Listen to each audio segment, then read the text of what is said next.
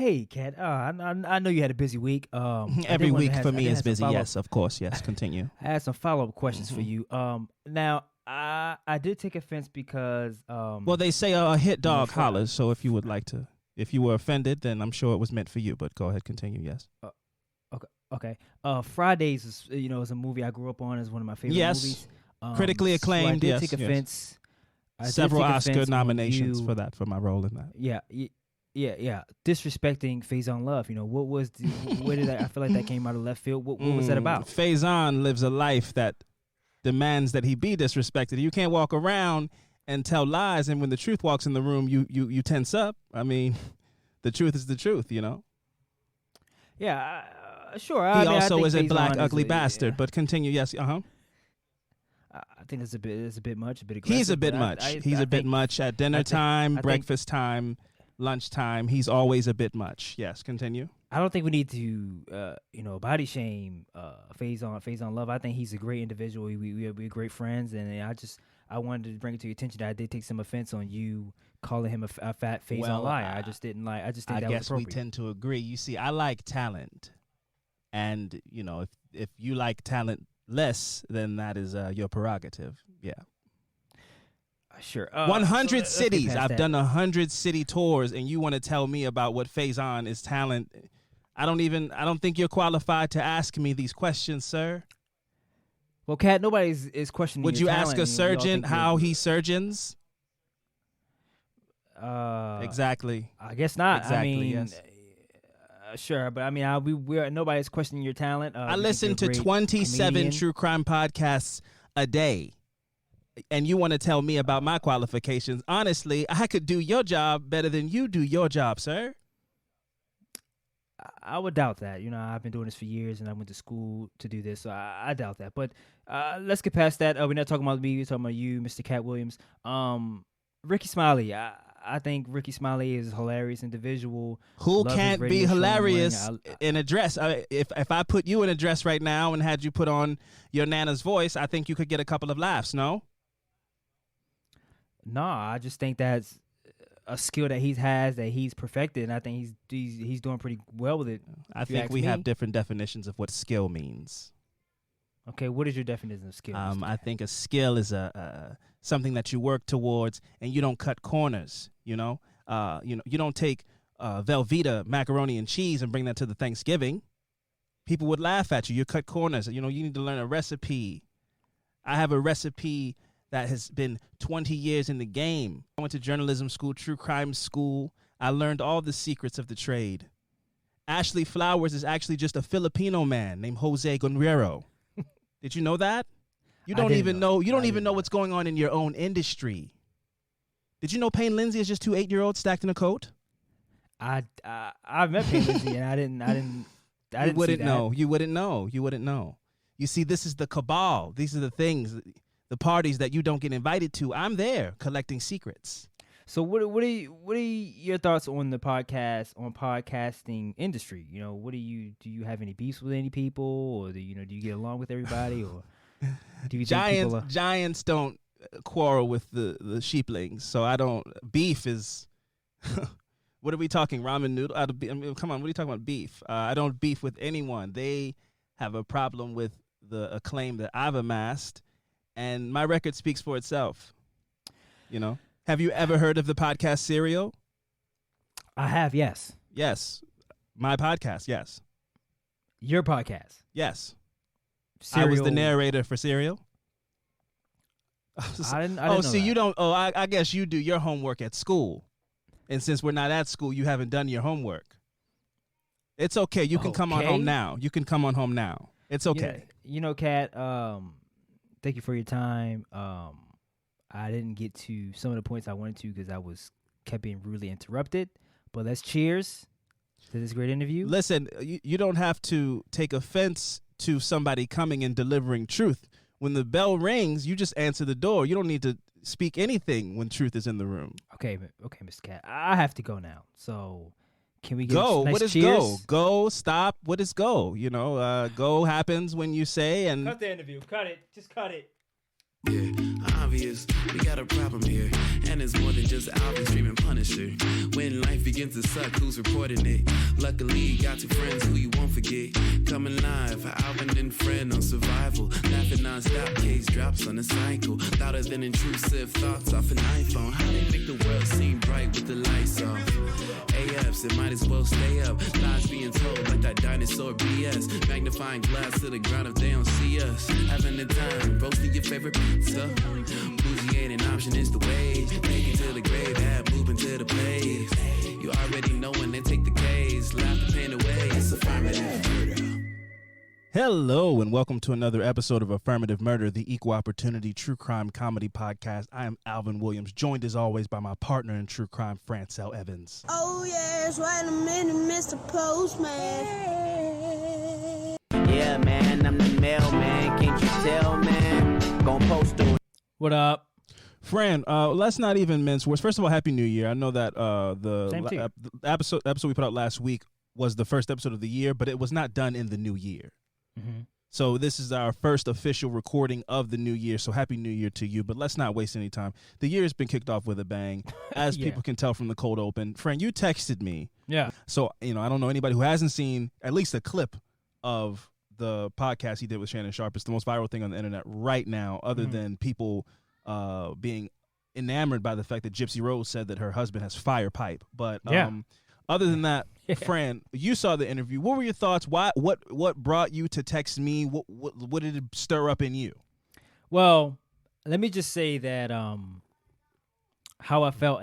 It kind of it kind of, I had to turn it down a little bit because at first when I first heard it, I was hyped. I was like, man, that's when I texted you because I had a whole bunch of shit going on like in my head. So I was like, and after a couple of days after seeing some clips and then listening to the interview, so I kind of backpedaled on some of the stuff I wanted to say. Okay. But just because of the whole interview, it was just, I feel like Cat Williams, off the rails. It was off the rails, right? Cat Williams is hilarious. I always thought he was funny. But I feel like, one, I have questions of what made Shannon Sharpe get him to come on the show. I don't, unless you guys have a close relationship where it's just like, hey man, whenever you're in town, I want to get you on the show. It was just like, what has he done recently for you to be like, I need to get Cat Williams on the show? Well, the way that Cat Williams made it seem was like you are such a figure in the interview space that I only sit down with the most respected people or people that I respect and feel like they have their finger on the pulse or whatever. But I also agree with you where I don't look at Shannon Sharpe like that. I think Shannon Sharpe is highly entertaining. Right. He mostly sits down with athletes, I thought, but I guess apparently he had such and the reality is that's why he went on there.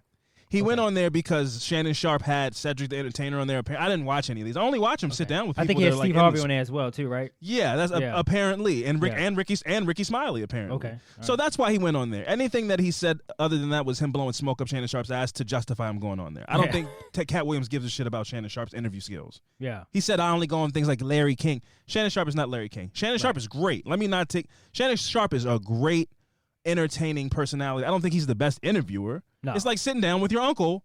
Drunk and shooting the shit. I don't think he's asking like hard hitting questions to anybody. Yeah, he's like, man, what you like? What kind of what you like? What you like? Thick girls? You an ath man or what kind of? That's the kind of shit he's asking you. Yeah. What kind of cognac you like to drink on when you watching the game? Yeah, like he's not asking journalistic questions, right? Because he's not a journalist. I mean, he's not a nobody's expecting that when watching him.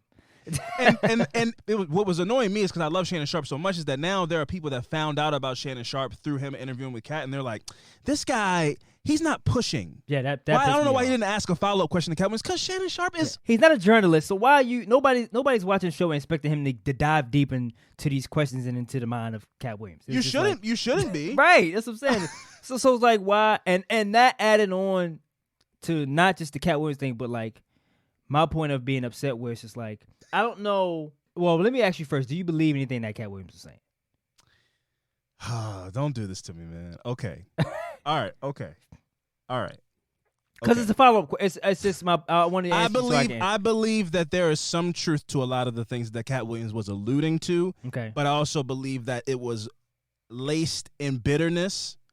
Okay. But that doesn't make everything he was saying false. Okay. So that's perfectly what I thought, because I thought the same thing, but I went my mind went to what is the point of coming on this show, I guess speaking your truth or trying to stand on morality or integrity to kind of bash everybody else just because somebody else took a role that you didn't want out of like masculinity or whatever it is. You bashing everybody else for taking the spot those parts in movies and shows as dressing up as a woman.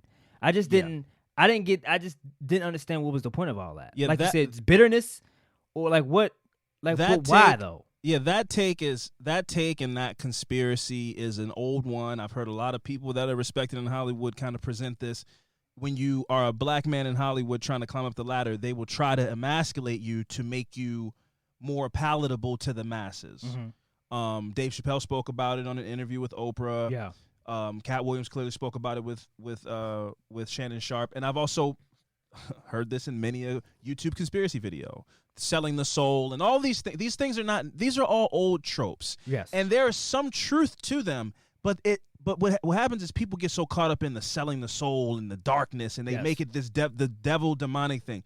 The reality is when you ask me if I believe that stuff, I believe that Hollywood is a complicated place, and they will ask you to compromise your morals for money. And that is a decision that is solely up to you. Right. There's no contract that you're signing in blood, I don't think. There's no soul being sucked out of you at parties.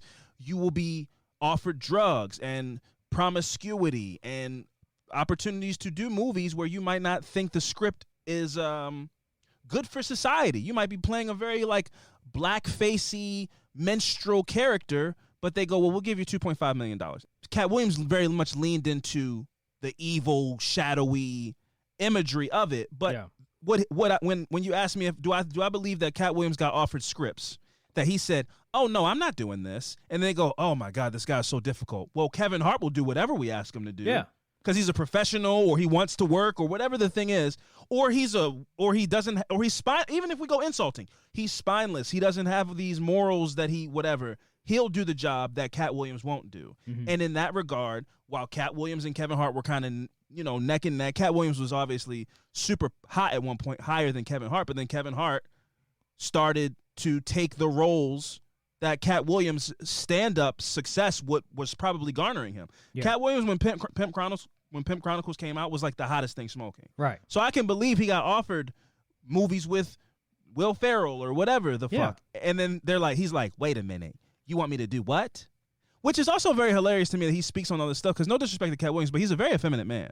Yes. I've seen him be in movies where he's borderline, I'm like, the character, he's being extra effeminate. I think it's supposed to be a gay character. Like when he brought up that movie First Sunday, he almost is playing like a gay deacon in that movie. So this idea that he's like, y'all want me to put on a dress, I'm all man. Yeah. In the interview, I'll question is he just does like a lot of what you would see a woman do. Oh, he's very zesty. So he's a very zesty guy. A lot of sass. To him. Nothing wrong with some zest, but don't be coming on here talking about Tyler Perry and all these things. It's like, I know you put it on a pimp costume, but you're very effeminate.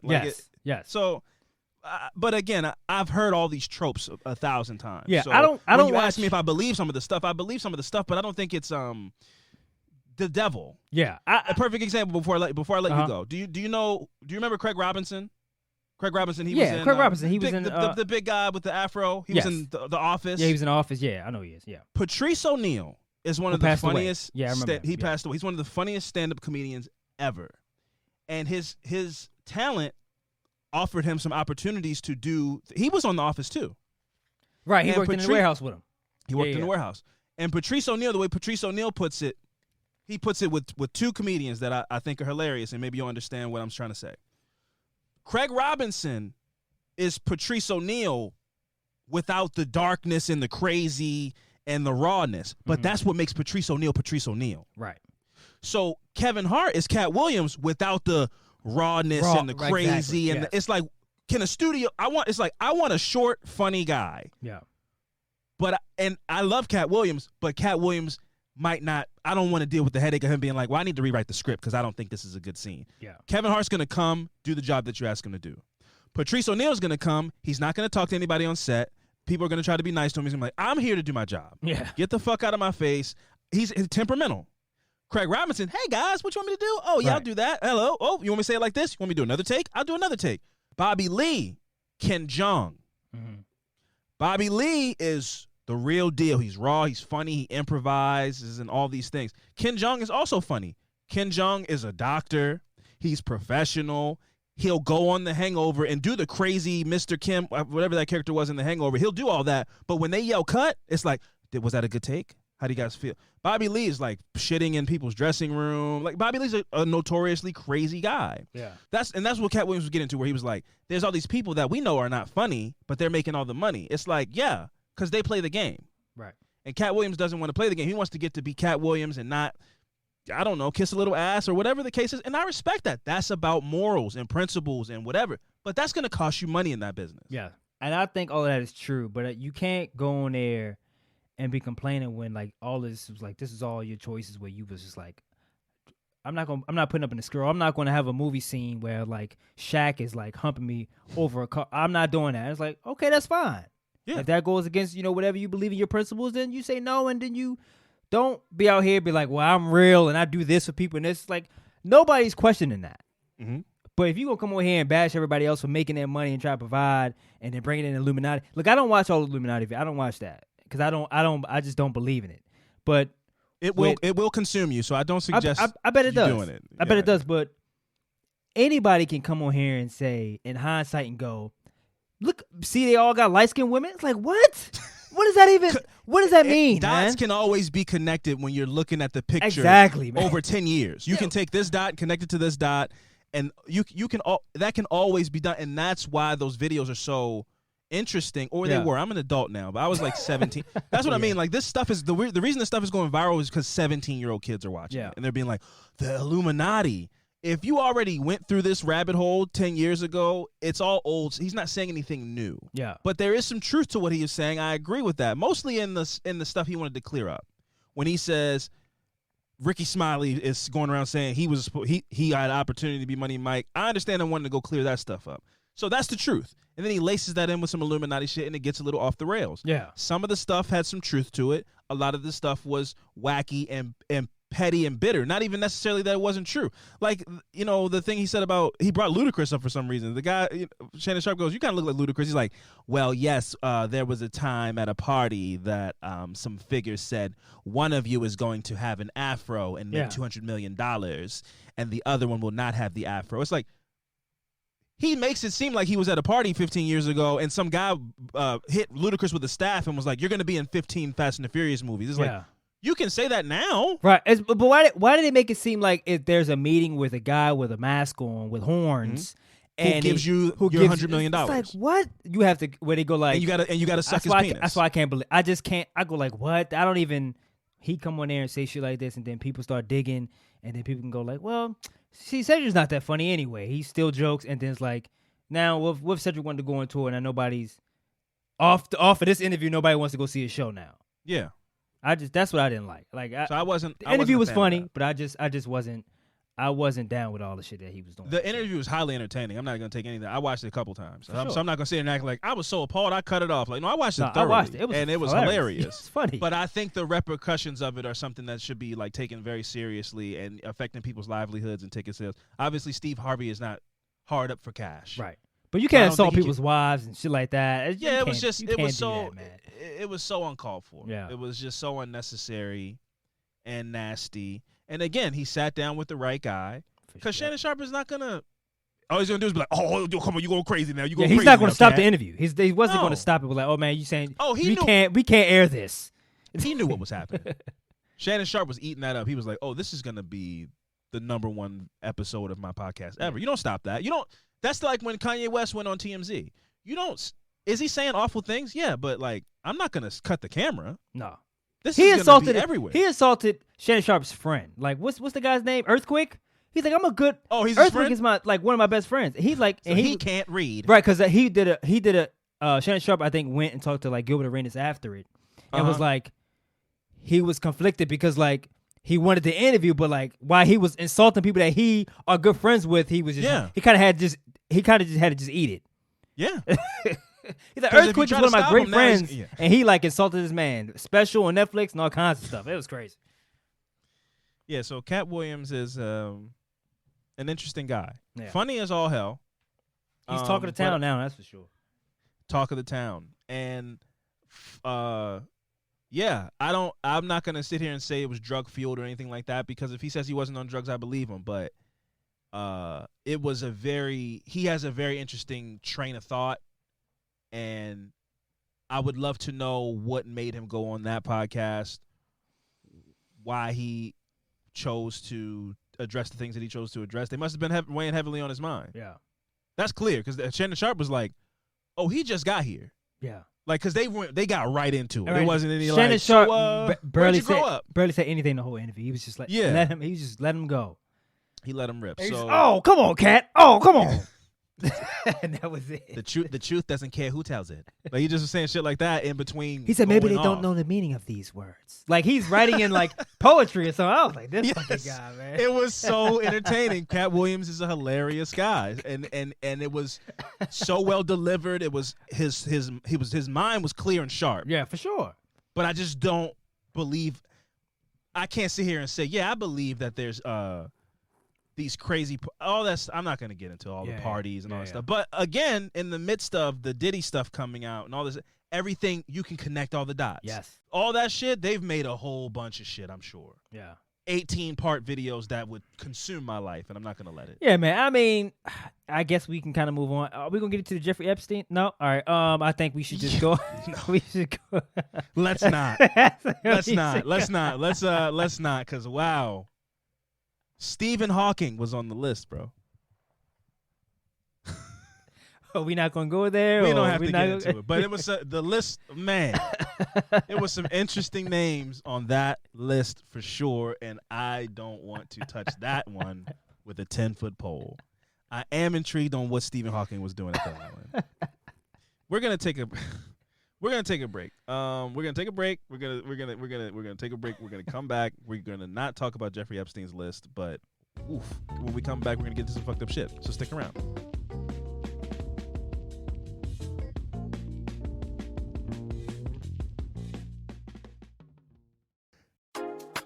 Affirmative Murder is brought to you by Greenlight.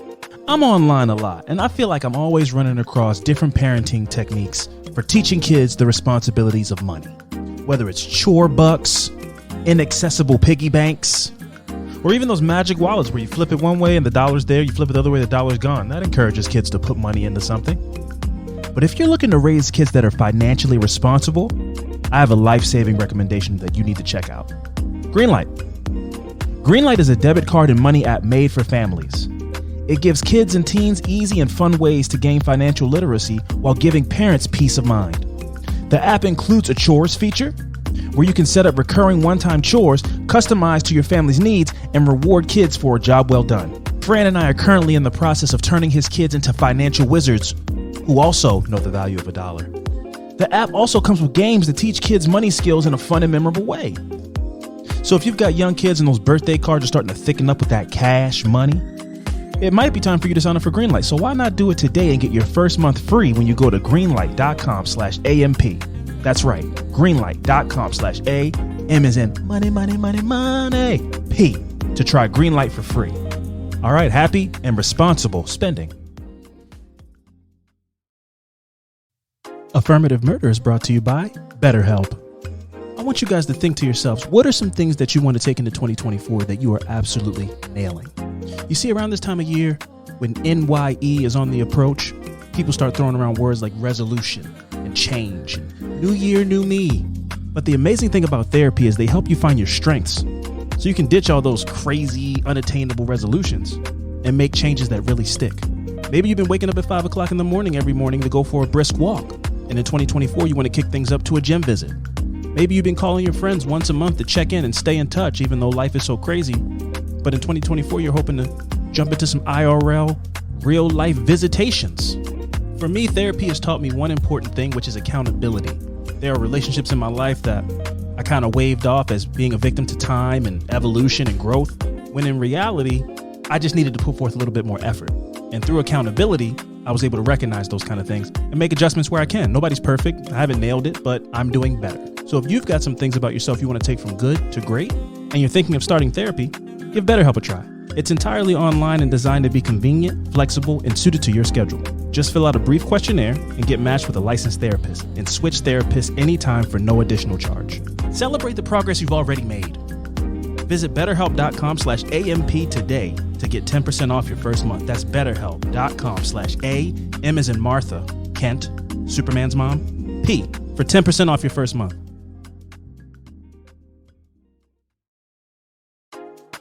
Affirmative Murder is brought to you by Factor.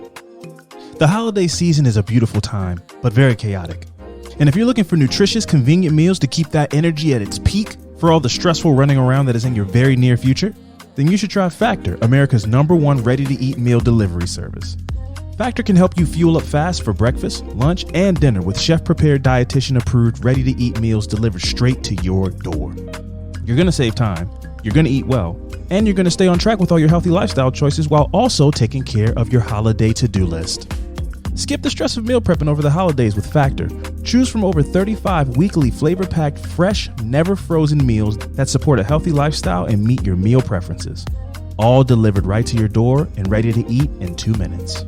This is convenience and deliciousness you just don't want to miss. So head over to factormeals.com/AMP50 and use the promo code AMP50 to get 50% off. Again, that's factormeals.com/AMP50. And that promo code is AMP50. Use it and get 50% off. One last time, that's Factor, America's #1 ready-to-eat meal delivery service.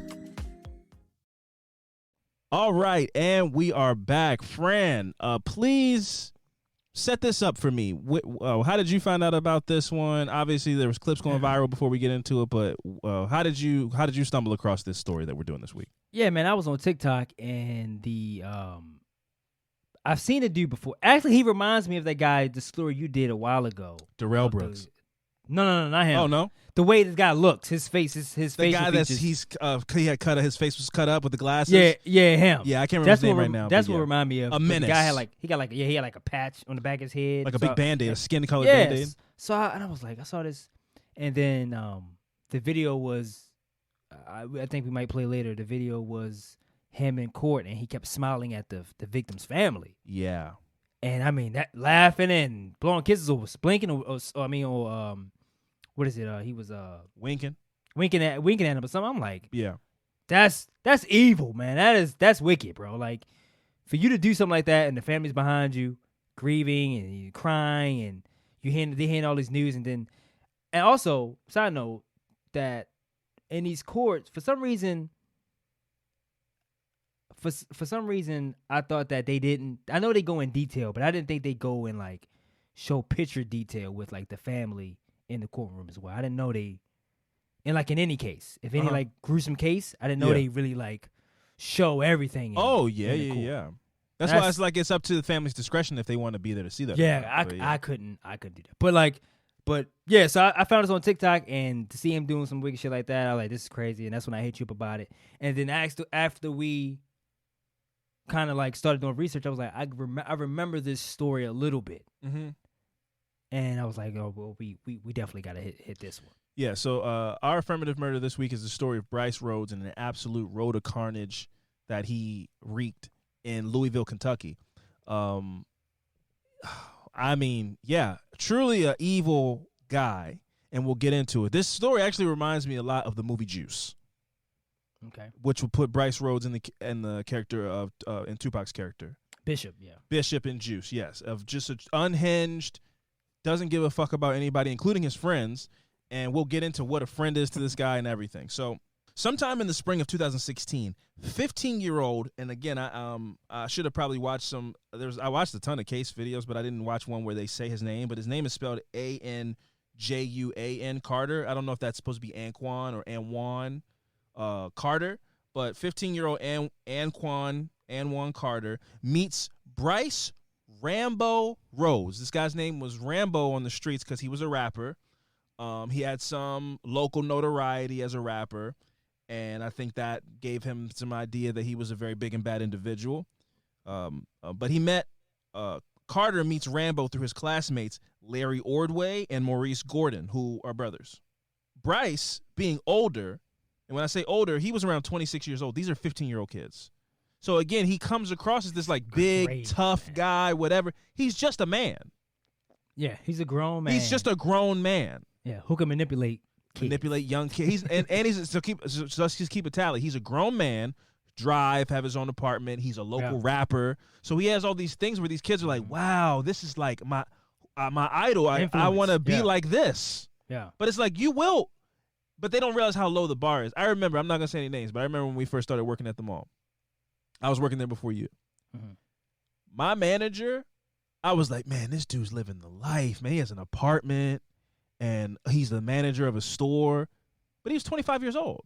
Yeah. You know what I'm saying? I'm 17, and I'm like, man, how do you do it? It's just like life. It's just life. Like, literally, he's only doing the minimum. Yeah. He got a bachelor's degree, and he has a job at a mall, and he has an apartment. And I was 17, like, wow, man. Someday I hope. Living the life, huh?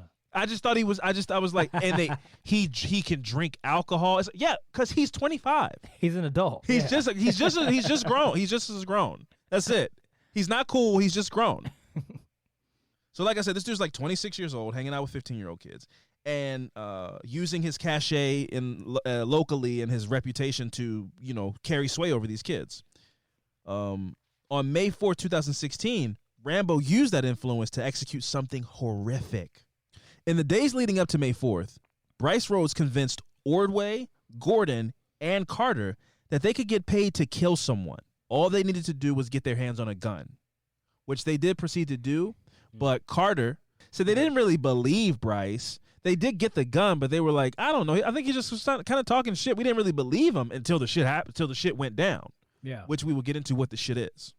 I'm guessing a lot of fear had to play a huge part in this. Being 15, being kids, and somebody that has influence over you, or you look up to be like, hey man, I got like a job, and be like, and did the conversation go, I got some, somebody to kill somebody, or was it like, I need a favor for you guys, but I need a gun? Like, I want to know how it was worded for them to be like. I'm sure it was a lot of like, man, y'all ready to earn y'all stripes? Man, y'all gonna be official now. Man, y'all trying to get y'all rep up and get some money in your pocket. A lot of goofy shit like that was said to these kids. And they're like, yeah, of course. And here's the thing that's the most dangerous about that kind of shit. The street life, it's the Boys in the Hood effect, right? Mm-hmm. Doughboy was about that life. And when his brother got killed, he wanted his get back. Mm. But when push came to shove and we're down the street from the shit we're about to do, what did Cuba Gooding do? He was so soft, I don't even remember his real name. Yeah. What did Cuba Gooding do? Hey, man, pull the car over, man. Yeah. I'm not about this. And that is what that life is depicted as, and it is kind of true to a degree. So these kids are like, oh, we want to be about it. But now that we've agreed to be in Bryce Rhodes' crew, it's really no turning back. So now we're scared of him, too. Yeah. Because now, when can we say no? Yeah. When can we say, hey, man, I don't actually want to do this. Like, we got the gun. He's saying we're going to do it tonight. We don't get to, like, change our minds in this life. Yeah, it looks for them, the people that's into this, it looks good to rap the lyrics and do the, whatever, the mannerisms of rappers and holding guns and like you shooting people. All that's cool and fun until it's time to shit for good. Until when you really need to be about that. Yeah. I just like to look tough. Exactly. That's the thing. So that's the problem with a lot of people. A lot of people have ruined their life because they want to look tough. Yeah. We live in a world where the bark works a lot of time. Yeah. We live in a world where you can fake tough and just if you win the game of chicken, you get to call the person whatever you want to. Exactly. Yep. But when it's time to be like, okay, well let's box. Let's do the gunplay. Yeah. I have a knife. Yeah. Any of that type of shit, when it's really time for that, it's like, oh. Yeah, it's like, oh, no. I just was I was just trying to peacock you. See, being friends with the maniac is cool till you got to try to wrangle the bull. And nobody wants to wrangle the bull. We were friends with a guy one summer. Who was? Well, to me, the level of crazy that he wasn't this level of crazy, but it was too much crazy for me. Yeah, I know what you're talking about. I thought it was hilarious. Yeah, but it's hilarious though. It's like, yo, pull the van over. We got to jump out of the van right now and fight in the middle of the street. But didn't you hop out? You didn't hop out? No, I didn't hop out. I know you did. I didn't hop out. Neither did I. Neither did I. So, they getting in over. I was like Chris Brown. Oh, they getting it in over there. Oh man. I turned the radio down in the car. I stayed in the car. There's no way in hell. I'm a habitual stayer in the car. Same. But anyway, so like I said, although these kids weren't certain that Bryce was serious, Bryce proved himself to be very much a man of his word when on the night of May 4th, 2016, with Maurice Gordon behind the wheel and Anwan Carter alongside him at shotgun with Bryce Rhodes riding in the back seat, they proceed to execute a drive-by on a 40-year-old man named Christopher Jones, a man that Bryce Rhodes was certain had a bounty on his head that was available for collecting. Like, you really have to be, like, in the streets for you to know some dude named Chris has a bounty on his head. Like, how do you know this type of information? Yeah. If somebody comes in, I'll go like, bro, I'll be right back. Yeah. I'm never coming. Like, I don't need to be around anybody who knows information like that. That is crazy. So this dude's walking around, going to the corner store, had no idea that there's money on his head. Yeah. Well, we'll get into that. But yeah, but also I just think it's crazy that there's people that are walking around in the world that are like, oh, I'm Django.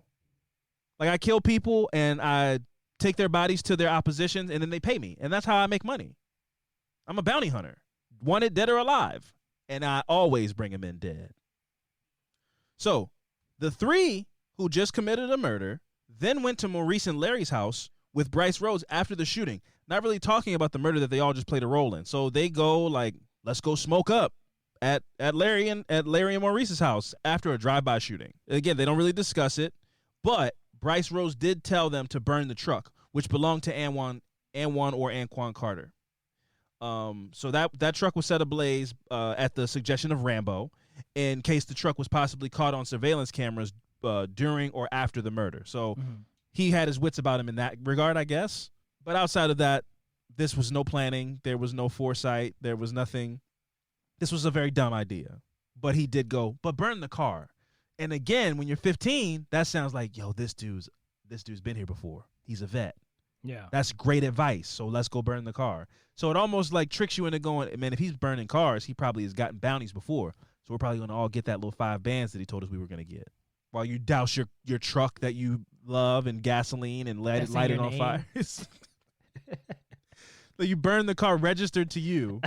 And it's like, well, if you burn it enough, it's not recognizable. It's like, bro, the license plate's right here. The VIN number is still right there. Right.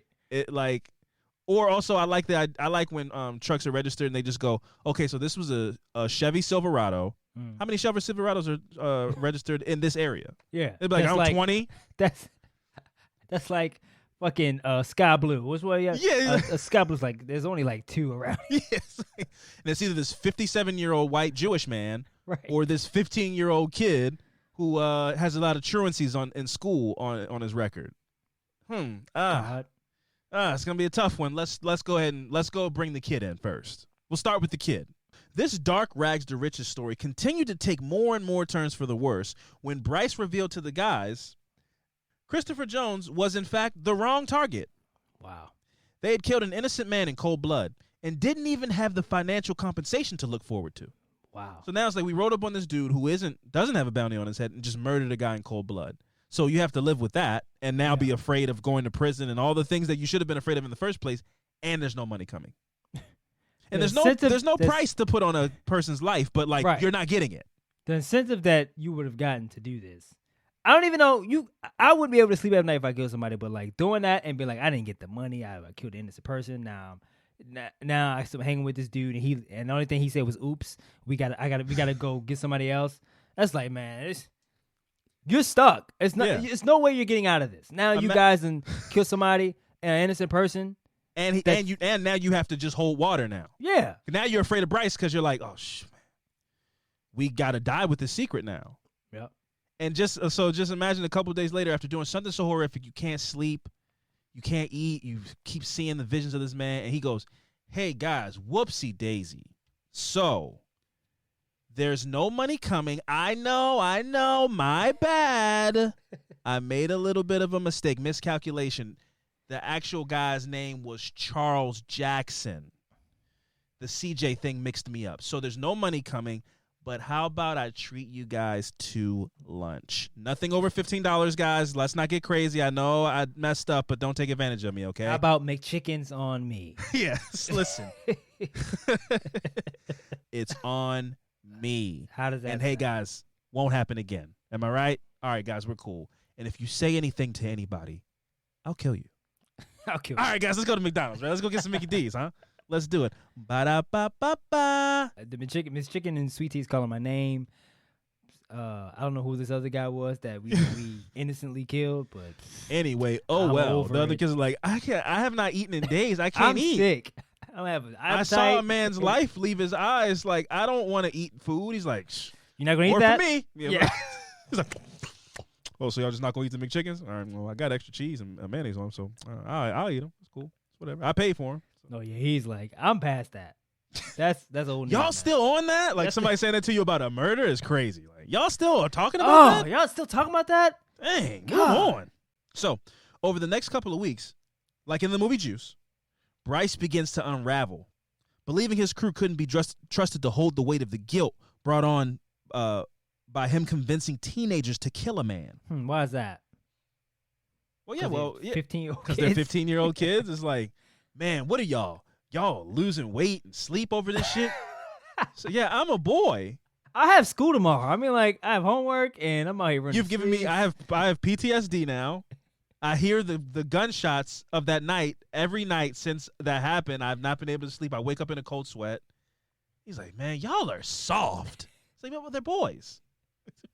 These are fucking kids, man. They have their learner's permits. It's like, do you not? But I want to ask, like, bro, do you know how old they are? Like, do you not? Do you just assume they're like the same age as you, or like, you know they? Do you not know? No, kids? he knows they're kids. That's who he targeted because he That's could crazy. easily manipulate them. But he also wants them to act like they're 30. Yeah. I want you to have the malleable, manipulatable brains of 15-year-olds, but the emotions of Navy SEALs. Yeah. And that's just not gonna happen. These kids are 15 years old. When they get brought into custody, the first thing they're gonna say is like, "I want my mom." They're children. They're children. You cannot expect a 15-year-old kid to be able to cover up a body and hold that and never speak about it again and just be like, "Well, I'm a G." And it just is not the reality. And if it is, that kid is damaged. Now they probably could have got away with this if they were able to, if they went to the police. Like, if they would have happened and was like, this dude, he did it. He did it. Yeah. Of course, spoiler alert, that's not how that went. Right, all right. But it's like fears, like this crazy motherfucker know where I live. Mm-hmm. He knows my mom, my dad, my brothers and sisters. He knows where I hang out. It's like, you really can't hide. Yeah, so that was fun. When Suge Knight's on your side, it's great. Yeah. Not saying this guy's Suge Knight, but I'm just saying To them he was. Yeah, to them he was. But when it's like, oh shit, if I do something now that's coming my way. All right, I guess I won't call the police. I understand the situation that they're in. Right. You know, you got to have some empathy for young kids making dumb decisions and then having to live with the consequences of those. And one of those consequences being, oh, I got in bed with a crazy motherfucker. So I don't really feel comfortable going to call the police on him. So, Anwan Carter, I'm just going to continue to call him Anwan because I'm sorry. Anwan Carter alleges that he overheard a phone call where Larry and Maurice's mother was speaking with Bryce Rhodes, which is like, that sounds crazy, right? But then you got to go, he's 26 years old. Yeah. Why it's not crazy for a grown man to be talking to another adult woman. If he's 26 and they're 15, their mom could be like 34. Mm-hmm. It's not crazy for him to be talking to them, but it's crazy for me to think that he's talking to them as if a parent would talk to this guy as if he's like the Big Brother program. Like it's a PAL center. That's what I was thinking. I mean, like what? And that's the conversation was sense. like, why are you hanging with my son? Yes. Like, what are you? That's the only conversation that really should be. Is like, do you have any credentials? Do you work for a PAL center or a Boys and Girls Club or something? Yeah. Nah, I'm just a street mentor. Don't stay away from my children. So, like I said, Carter says that he overheard this conversation and he believed that Rhodes believed that Maurice Gordon had talked about the murder of Christopher Jones to somebody. And at this point, Rhodes started to believe in that old saying, dead men tell no tales. It would be easier for me to keep this under wraps if they die too. Can't talk if you can't talk. So that tension actually came to a head on May 22nd, 2016, during a night of smoking and drinking at Rhodes' home. So again, just to further put into perspective how That's creepy this dude is. He's 26 years old. He's got a bunch of kids over at his house, getting them drunk and giving them weed, smoking it and drinking at his house. This dude's nasty. But like, He's hanging around with young kids, and it's just gross. yeah, I mean, like, I feel like being at that age at one point and possibly being around people that was older than us, you and your friends go like, this is weird though, right? I mean, we're having a good time, but this is like, we shouldn't be here hanging with a. I don't know. I guess it depends on how cool the person is. I mean, if he's giving you weed, I think and still alcohol, you go like, this is an adult, this is a grown ass person, this is still weird. Whatever, if he's not a creep or whatever, it's like this is still. No, let me take that back. If you're hanging with kids, minors that are under 18, whatever, it doesn't matter what. It's weird. It's weird. for sure, It's for sure. If you're getting minors drunk, yeah. I don't care how cool Illegally. you think you Like, are. this is not- it's not- This is a part. No, man. Yeah. You should be in jail. Yeah, for sure. Just for that. Set aside all the horrible things that this guy has done that we're getting into. Just the way you move around in the world, you are a menace. Yeah, and this is not a one-off. This can't be No. like this the first time he's ever done. He's had other crews of kids. He's done shit with kids. Yeah, no, this is, and I guarantee I don't have any proof, but he definitely is telling these kids like, yeah, man, tell y'all the girls in y'all class that I'm having a house party. They can come over. He's getting underage kids drunk, smoking them up That's with crazy, weed. man. But and then also being like, yeah, this is it's my house. It's all mine. It's like, bro, yes, you are, or in my apartment, you're 26. Yeah. But again, I think I agree with what you're saying about there's probably a feeling as a kid, but I also think that it's hard for you to justify and rationalize a lot of stuff when you're 16. When you're just You like, can't. This guy has a car. This guy, Yeah. he's so cool. It's like, again, he's not cool. He just is an adult. Yes.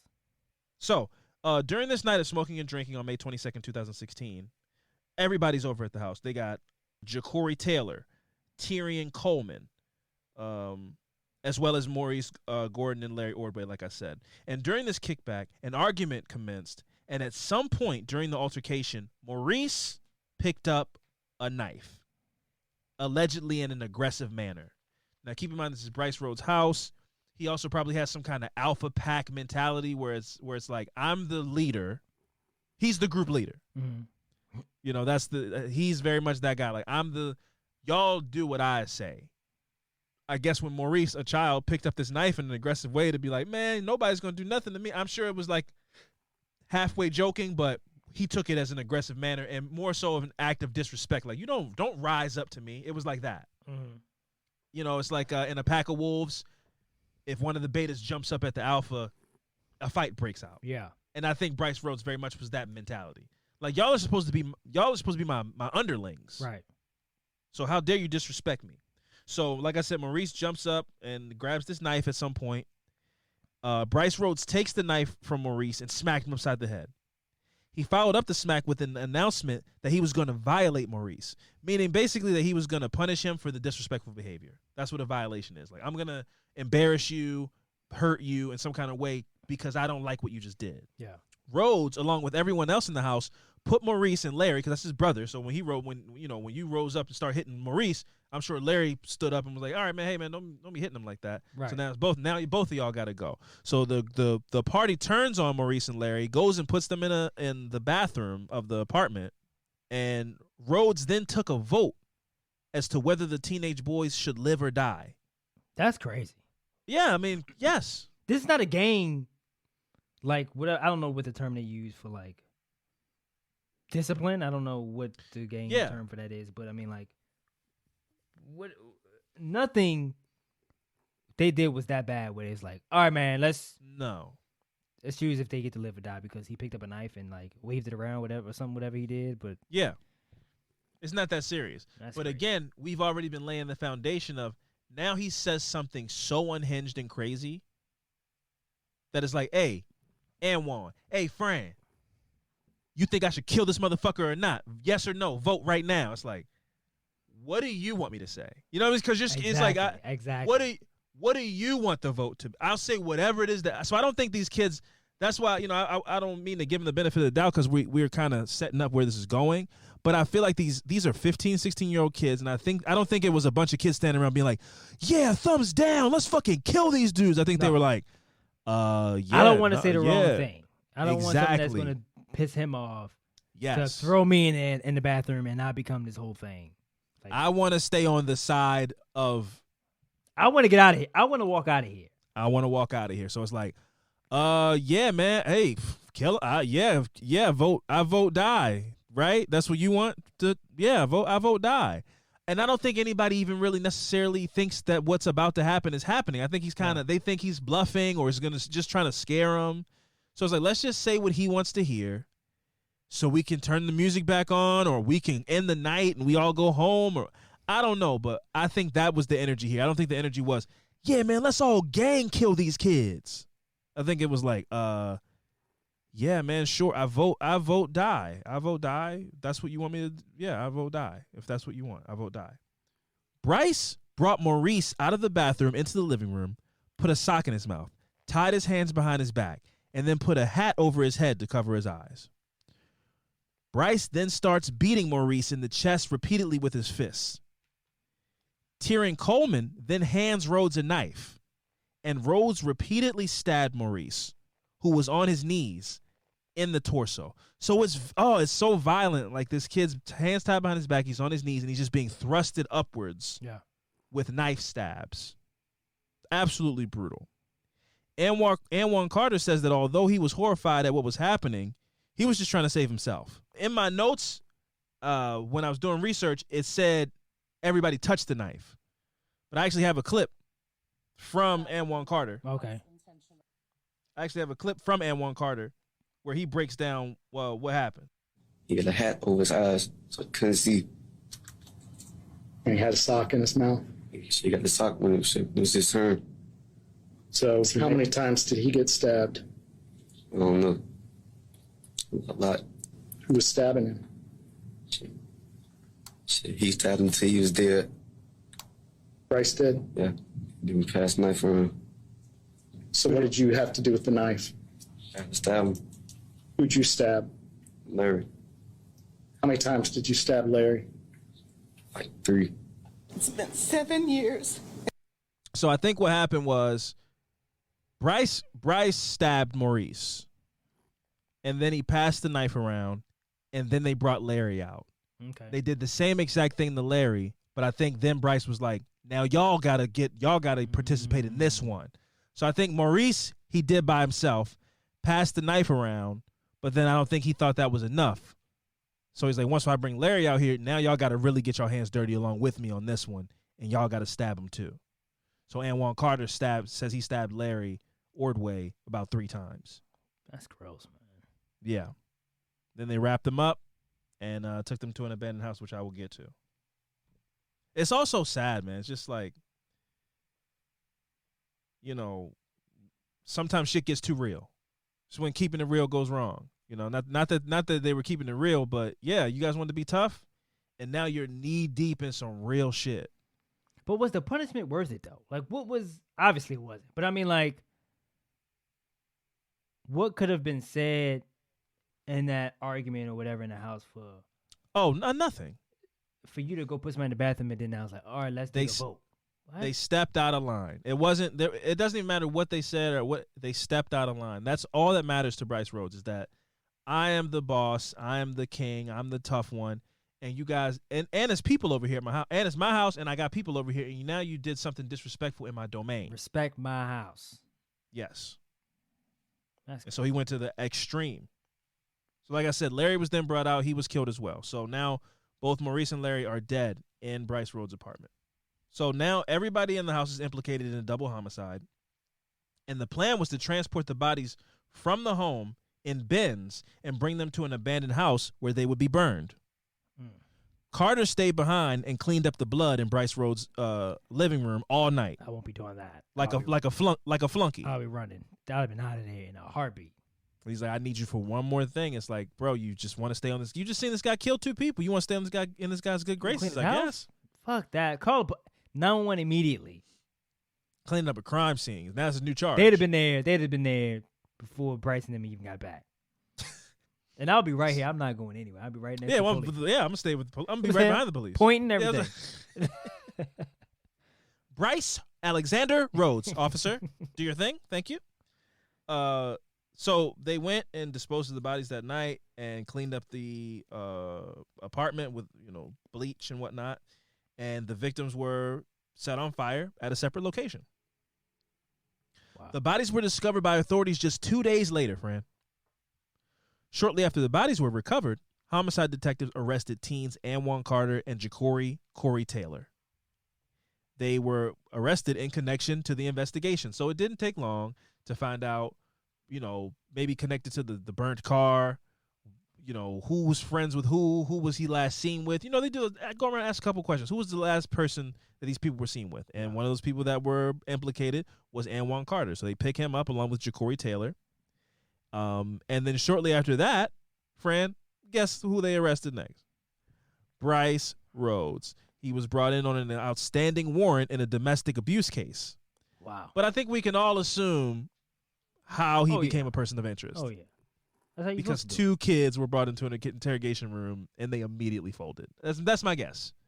I don't know that for sure. I don't even want to use that term folded with them. They did what they were supposed to do. Exactly. These are children. These are children who told on the adult man who corrupted them. Yep. Yeah. So it's not even they snitched or this isn't any of that. This isn't any of that.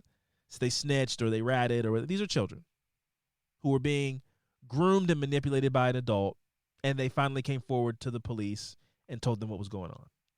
So investigators said that they found a plethora of evidence, including blood, in the apartment after searching it, despite it having been cleaned with bleach. So they still found everything they needed. The blood soaks through. See, the people always forget the blood soaks through the carpet. Yeah. Nobody ever picks the carpet up. So what do? You go in as an investigator. You go to the spot where it smells like bleach. You cut the carpet up. Cut the carpet up. Yep. 9 times out of 10, there's going to be a blood stain in the wood floor, or the linoleum, or whatever it is. There's blood underneath plywood, that. whatever that is. Yeah. Yeah, or even on the bottom side of the carpet. Like it might have soaked through. You cleaned up the surface level of the carpet. You flip the carpet upside down. There's a blood stain at the bottom of the carpet. A medical examiner found Gordon had been stabbed more than 12 times and Ordway more than 20. Wow. So Larry Ordway is the second victim, and over 20 times probably because that's when I think that Bryce Rhodes stabbed Maurice Gordon, which would be like 12, and then Larry Ordway was stabbed over more than 20 times because now everybody played a part in stabbing Larry Ordway. Okay, yeah, so that upped the number. Yeah. Anwan Carter pled guilty in late 2016 to facilitation of a murder charges and tampering with evidence because he cleaned up the crime scene. Part of his plea deal stipulated that he would have to testify in any trials connected to the 3 murders, which, I played testimony from. That was him, that was Anwan Carter. The videos that I played were of Anwan Carter testifying. But keep in mind, he was 15 years old when all this happened. So he remained in a juvenile facility until he turned 18 in 2019. Carter was granted 5 years probation.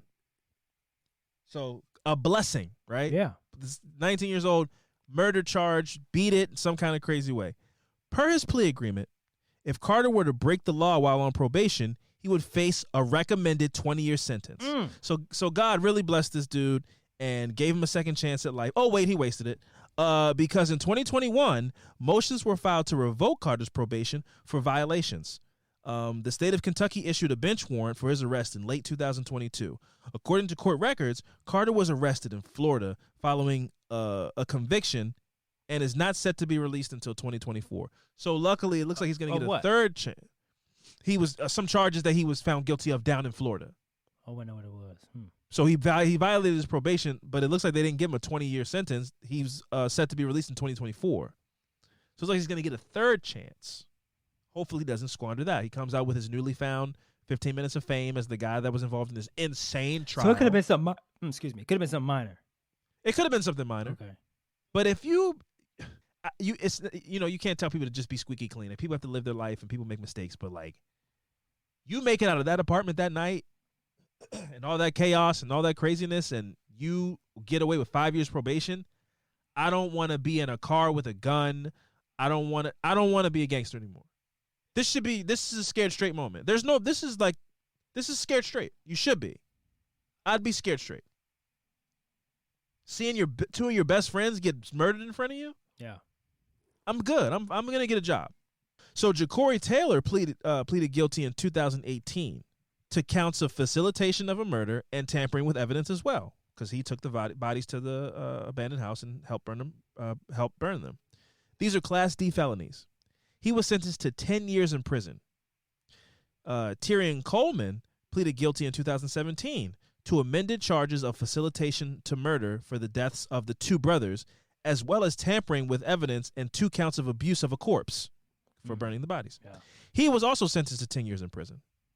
Part of their pleas included testifying against Rhodes during his trial, which I will play the outcome of his trial now. Murder as to Christopher Jones. Verdict Form 1A, murder as to Christopher Jones. We, the jury, found the defendant guilty of murder. Having found the defendant guilty of murder, we found that the murder was intentional. Verdict Form 2A, murder as to Maurice Gordon. We, the jury, found the defendant guilty of murder. Having found the defendant guilty of murder, we found that the murder was intentional. Verdict Form 3A, murder as to Larry Ordway. We, the jury, found the defendant guilty of murder. Having found the defendant guilty of murder, we found that the murder was intentional. Verdict Form 4, tampering with physical evidence. We, the jury, found the defendant guilty. Verdict Form 5, abuse of a corpse as to Maurice Gordon.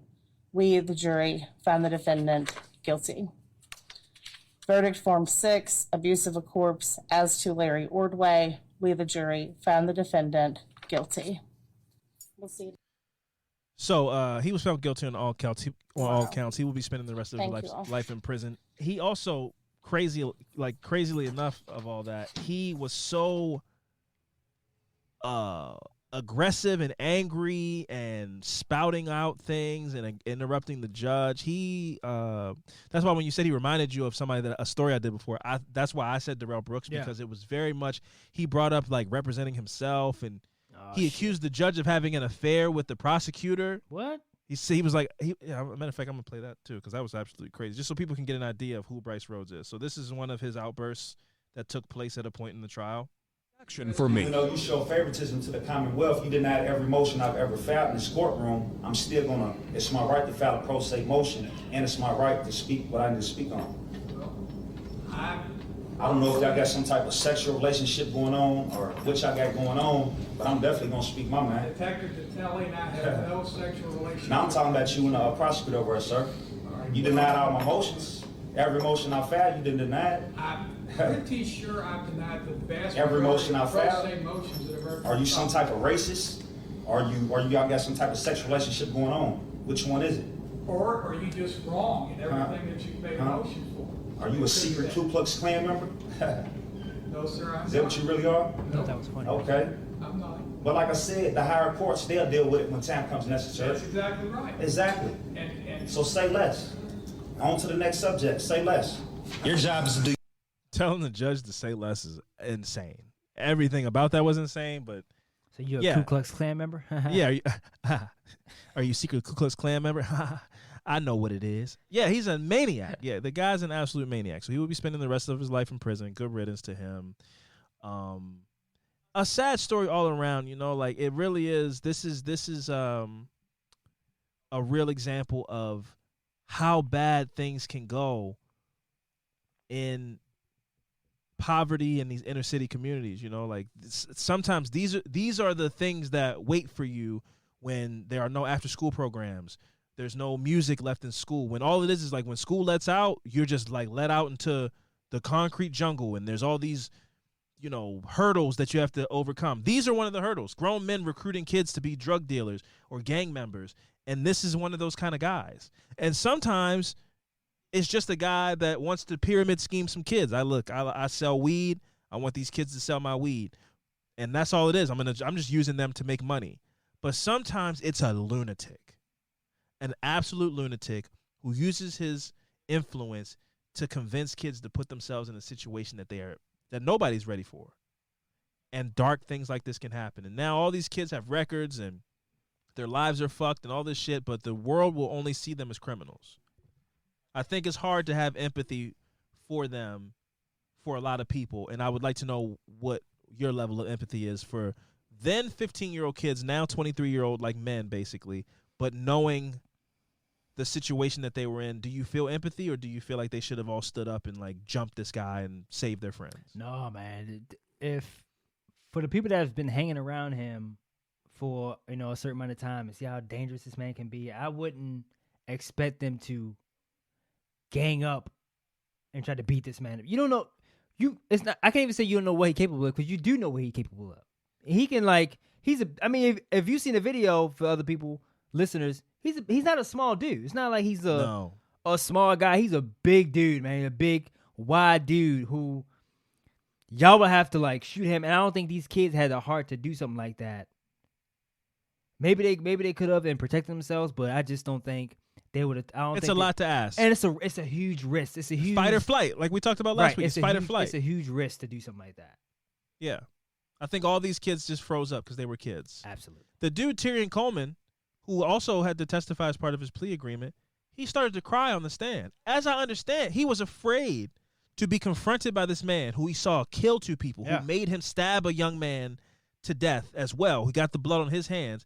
And while telling the story, he was like, I don't think I can do this. Like, it was, he has PTSD. Yeah. These kids are all fucked up. Yeah. They're all men fucked up in the world. And he had a visceral, emotional reaction by being face-to-face in front of that man and having to tell the details of that night again in front of him, because that's how afraid of him he was. Yeah.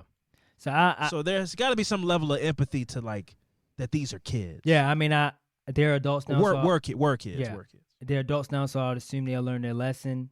But what they can do is take this information and pass it down to younger generations and going like, the streets are not what you see on TV and in the streets and movies and stuff like that. I mean, like, the shit is real. If you run into somebody who has influence over you and can manipulate you into doing things, like, that's a real thing as well. Like, that dude pulled him under his wing and got them to do some crazy shit. But to go on a drive-by and kill the wrong person, that was like y'all pretty much essentially handcuffed now, because like there's no way he's letting you walk away from this. You saw him. There's no way. Yeah, I think they were doomed after that. Like, their only options were to call the police or ride it out. If you see me commit a murder, we're best friends. I'm not letting y'all out of my sight. Not at all. We're hanging out every day. Every day. I would know exactly where you are every day. Who you talk to? Oh, you making a phone call? Who'd you call? And that's probably what the 2 weeks was like. From May 4th to May 22nd, yeah. Bryce Rhodes was probably on them like flies on shit. Hey, man, come over to the house. Come, yeah, I'm smoking. I'm drinking. Come on, hang out. Stay all night. No, I'm going to pick y'all up from school tomorrow. Oh, yeah, you want to go? You going out? You got a date? What's this girl's name? What y'all talk about? Y'all didn't talk about Christopher Jones, did y'all? I know you wouldn't talk about that, right? I know you wouldn't do that, right?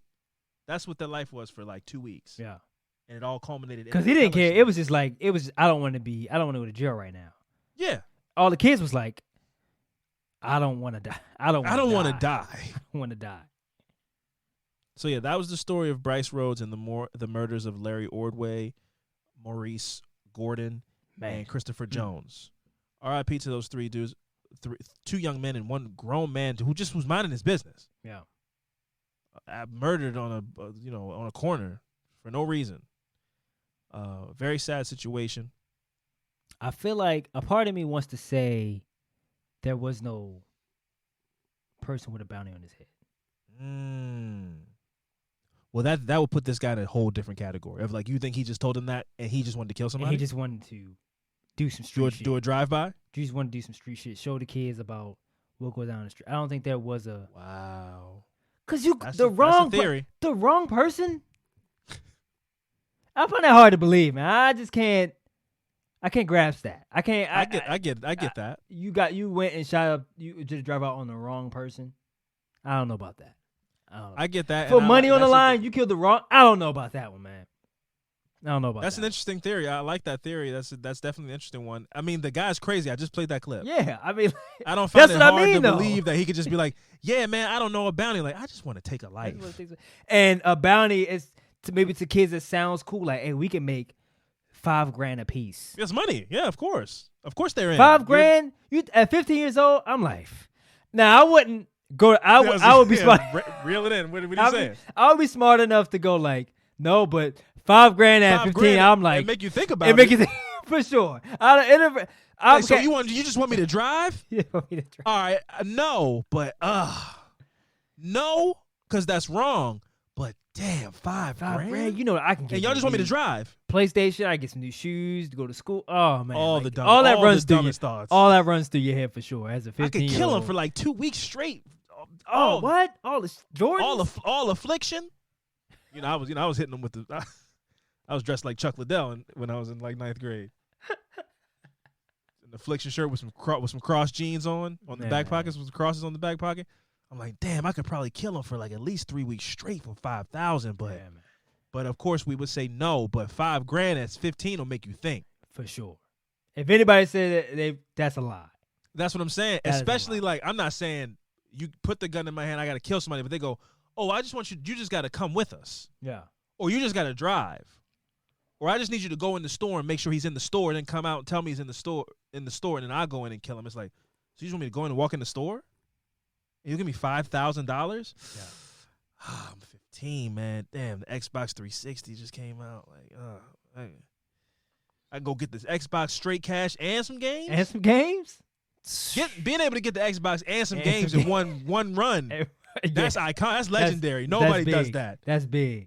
You know how many seasons of new systems came out? I just got the system for 2 weeks. Yeah, I'm playing demos or nothing, putting music on it. Demos, downloading CDs, burning CDs. Yeah, just trying to find something to do. I got it. It's sitting here. I'm gonna put it to use. I'm using it, but I don't got the 64 new game right now. $5,000 at 15. I'm like, man, I'd be like, But I was so terrified of my dad, I would have been like, nah, I'm good, man. I'm okay.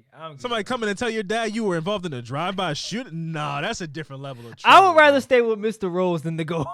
Then go back home? Man, listen, what y'all need me to do? Clean this blood up? You want me to go tell my mom that I was in a drive? My mom wouldn't let me get cornrows. You think she's going to react? How she's going to react to me being in a drive-by shooting? My dad told me, I can get a 1 and that is it. You can't get no designs, no fade. You getting a 1, and you want me to tell him I killed somebody? No. But yeah, no, on a serious note though, rest in peace to those three gentlemen, man. Absolutely wrong place, wrong time. Tragic turn of events, and a lot of stuff could have gone better, and those people would still be here today. So it's just something to think about. Before we get out of here, January 15th is just days away. It is the next Monday. Yeah, when this come out, this is like when this comes out the next Monday. Like if you're listening to this now, not on Patreon, if you're listening to this publicly, it is at the very least 4 days away. Yeah. At the most, it's 4 days away. Actually, it's the next Monday. This episode comes out on Thursday. The next Monday, Martin Luther King Day. Fran, Alvin, Madison McGee, Zen West Cantina in Baltimore, Maryland. If you don't have your tickets, please get them. We are very close to selling out. So if you are planning on coming, if you don't have tickets by now, it might be sold out as I'm speaking. So, get yourself a ticket. We would love to see you there. It's going to be a fun night, good night, interesting night, good talks, and all that good stuff. Thank you guys for the support. 2024, we have big plans to be better, do better, learn more, take accountability, and just grow. I think 2024 is really the year of growth, and I'm looking forward to it. But yeah, man, this has been another episode of Affirmative Murder. I've been Alvin Williams, joined as always by my partner in true crime, Francel Evans. We'll see you guys next week. Deuces.